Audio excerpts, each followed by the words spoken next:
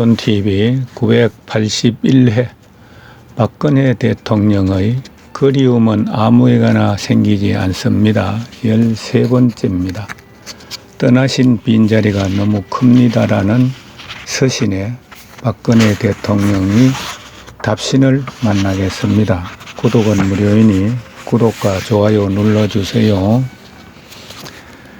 떠나신 빈자리가 너무 큽니다. 유난히 춥고 힘든 겨울이었습니다. 저희 아버지는 전투기 조종사로 나라를 위해 30년 이상 군에 계셨던 것이 가장 큰 보람이고 자랑인 분이었습니다.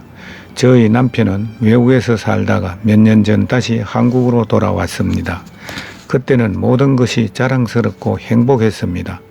한국은 공공요금과 물가가 캐나다에 비해 저렴하고 안정되어 있었고 훨씬 역동적이며 자영업을 하기에 세금의 부담이 크지 않은 좋은 나라라고 생각했습니다. 대통령께서 당선되셨을 때에는 마치 저희 가족의 일인 양 기쁘고 또 기뻐했습니다. 그때 고우시던 그 얼굴이 아직도 눈에 선합니다. 희망이라는 단어가 너무 추상적이라면 저희 가족에게는 미래에 대한 믿음과 계획이 있었습니다. 이제는 많이 것이 변하고 사라지고 없습니다. 불경기인이 저희같이 무능한 자영업자들은 버티기가 힘들어집니다.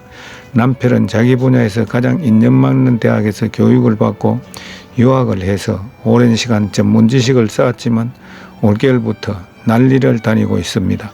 그나마 이 일이 꾸준히 있으면 감사하지만 그렇지 않은 날이 더 많다고 합니다.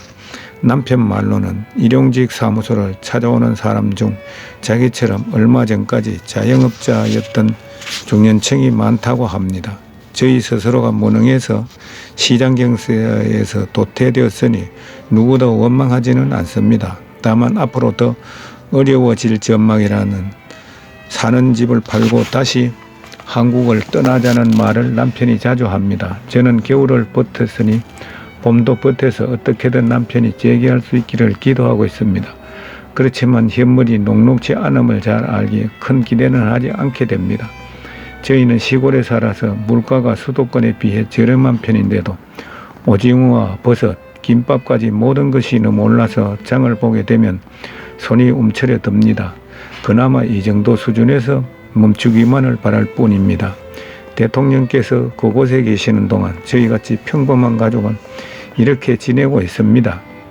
비록 80이 넘은 제 아버지는 지난 1년의 세상을 미워하시고 저희 부부의 생각도 별반 다르지 않지만 마음에 키운 정오를 버리고 올 봄에는 다시 노력해 보려고 합니다. 새벽에 일 나가는 남편을 위해 저는 매일 기도합니다. 몸 다치지 않고 세상이 그 사람을 인간적으로 대해주기를 기도합니다. 그리고 대통령께서 건강하시고 또 건강하시기를 기도합니다. 저희 가족은 기도의 힘을 믿기에 대통령께서 국민의 곁에 돌아오실 수 있기를 기도하고 있습니다. 대통령께서 국민들이 보낸 편지를 일일이 읽으신다기에 저도 용기를 내어 몇 자 적어 보았습니다. 저같이 많이 부족한 국민이 대통령께 편지를 드리는 일이 없는 세상이었다면 좋았을 거라고 생각합니다. 당신께서 어느 곳에 계시든 어떤 상황에 계시든 저희는 당신께 늘 감사드리고 있습니다. 2018년 2월 28일 조모 경상북도 경산시 와천면 강항리 박근혜 대통령의 답신미입니다. 저같이 많이 부족한 국민이 대통령께 편지를 드리는 일이 없는 세상이었으면 좋을 거라고 생각합니다라는 말씀이 제 마음을 아프게 했습니다.